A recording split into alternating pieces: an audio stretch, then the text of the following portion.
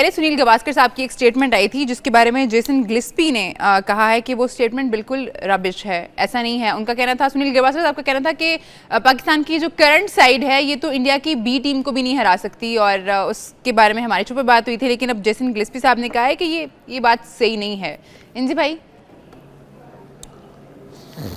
मेरे ख्याल में वो कुछ ज़्यादा जज्बात में ये वाली बात कह गई है। और ठीक है कि जी इंडिया इस टाइम जीत गया, अच्छा खेला है, लेकिन गावस्कर साहब को ना थोड़े से स्टेट भी उठा के देख लेने चाहिए, क्योंकि जी एक दफ़ा ये शारजा से खेलना भाग गए थे पाकिस्तान से खेलने के लिए। तो हम बड़े हैं, सीनियर हैं, रिस्पेक्ट करते हैं, लेकिन किसी के कंट्री के मुतल्लिक बात करते हुए किसी की इस तरह, ठीक है आपकी टीम अच्छा खेल लिया, आपको पास राइट है कि आप अपनी टीम की जितनी मर्ज़ी तारीफ़ करें, आप कर सकते हैं, लेकिन दूसरे के लिए अगर इस तरह की बात कहना ना, ये बहुत नाजायज़ है। उससे कहोगे जी आज भी स्टैट उठा के देख लेना, तो पाकिस्तान का आपको स्टैट उठा के ही पता चल जाएगा कि जी पाकिस्तान आज भी कहाँ है। तो इस तरह की स्टेटमेंट देना मुझे बहुत अफसोस हुआ, क्योंकि जी बड़े क्रिकेटर थे, रिस्पेक्टफुल क्रिकेटर थे। इस तरह की स्टेटमेंट से मेरी उनसे रिक्वेस्ट है कि जी वो अपनी इज़्ज़त को कम ना करें, क्योंकि जी इस तरह की बात करके आपकी, अगर आप समझ रहे हो कि जी इंडिया बहुत अच्छी क्रिकेट खेल रही है तो जितनी मर्ज़ी तारीफ़ें करें, हमें इस चीज़ से कोई नहीं है, लेकिन अगर किसी के दूसरे के मुतल्लिक, मुल्क के मुतल्लिक कहना, तो ज़रा अपनी ज़ुबान को ज़रा संभाल के इस्तेमाल कीजिएगा। ये मैं सख्त अल्फाज में उनको कह रहा हूँ इस चीज़ को। ये तो आप ठीक है, वो इंजी भाई वाली बात सही है कि आपकी टीम अच्छा कर रही है, आप अपनी टीम के बारे में करें, आपने क्रिकेट बेहतर की है, आपने ग्रास रूट लेवल से उस पर काम शुरू किया, वो दिखाई दे रहा है। बट दूसरों के बारे में आप ये तो नहीं, इस तरह के वाकई इंजी भाई की बात को 100% सेकंड करूँगा। और आपको वैसे इस तरह के कमेंट्स देते हुए वो नहीं है, हक़ नहीं है, जायज़ नहीं है। इसी प्रोग्राम के तवस्सुल से जो हमारे बड़े हैं, हम इनकी इज़्ज़त करते हैं क्योंकि क्रिकेटिंग फैमिली है ये, और अगर हमारे बड़ों में से ऐसी चीज़ें आ जाएंगी तो फिर हम भी इन्हीं चीज़ों को, जैसे उन्होंने रन्स बनाए तो उसी लेगेसी को हम आगे बातें कर रहे होते हैं। अगर इस तरह की बातें चलेंगी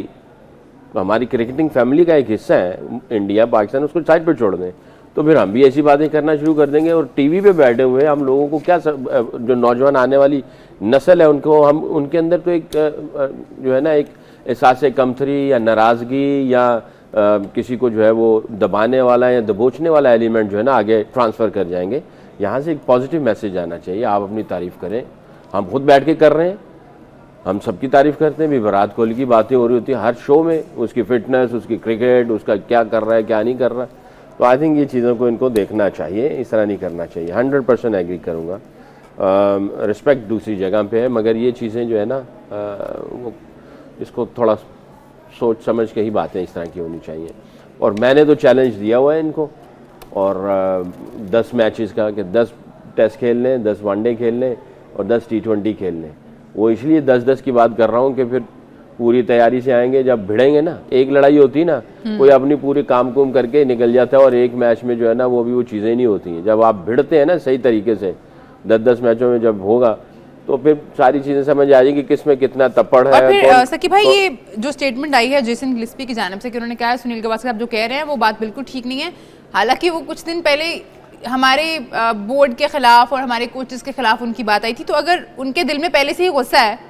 हमारे सिस्टम को लेके, फिर भी वो इस तरह की बात कर रहे हैं, तो जाहिर है कुछ ना कुछ तो है। हाँ, उन्होंने इंडिकेट किया, उन्होंने सिलेक्शन में जो है ना आपकी अगर सिलेक्शन सही की होती ना तो चीज़ें कुछ और डायरेक्शन में,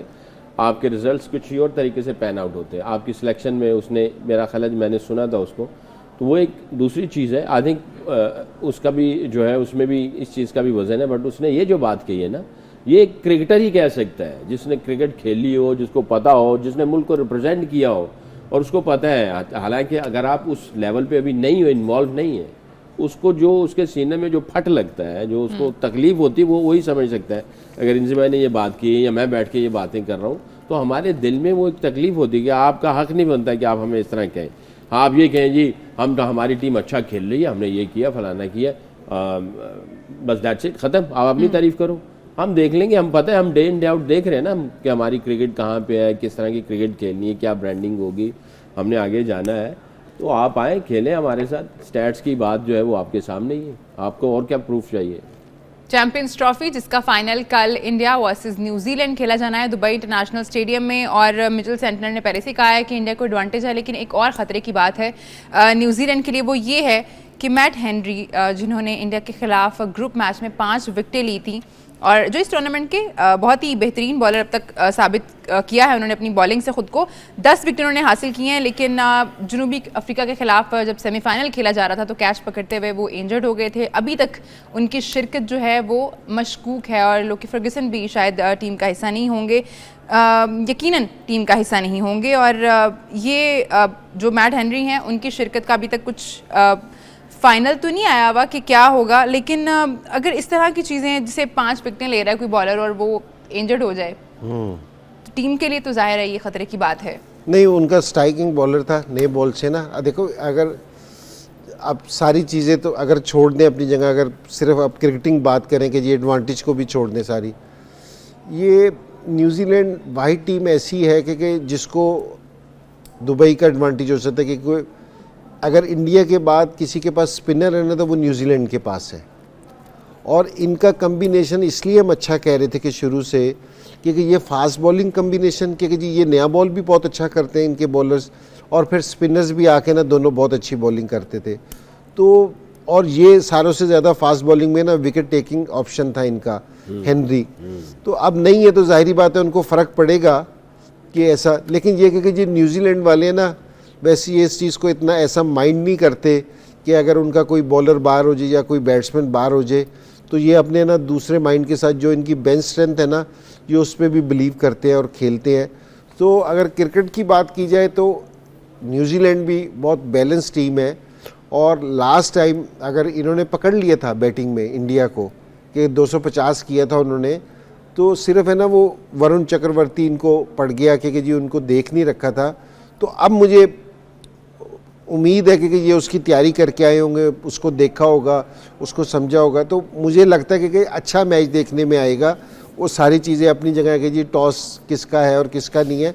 लेकिन मैं न्यूजीलैंड से ना बहुत अच्छी फ़ाइट की तवक्को कर रहा हूँ, क्योंकि जी ऐसा नहीं है कि ये जीत नहीं सकते, ये जीत भी सकते हैं। ठीक है, इंडियन उस अपने वेन्यू पे अच्छी क्रिकेट खेला है, लेकिन ये भी जीत सकते हैं, ये भी इन्होंने टफ टाइम दिया है, इनके पास भी स्पिन ऑप्शन बुरी नहीं है, अच्छी ऑप्शन है, अगर ये स्कोर बोर्ड पे लगाने पे कामयाब हो गए तो ये मैनेज कर सकते हैं इस चीज़ को। ठीक है जी, दुबई इंटरनेशनल स्टेडियम जहां कल चैंपियंस ट्रॉफी का फाइनल खेलना जाना है, इट्स इंडिया वर्सेस न्यूजीलैंड। काफ़ी खबरें हम लोगों ने आज डिस्कस की हैं, प्रोग्राम का वक्त जब खत्म हो गया। थैंक यू सो मच आपका हमारे प्रोग्राम में साथ देने का, आप दोनों का भी बहुत शुक्रिया।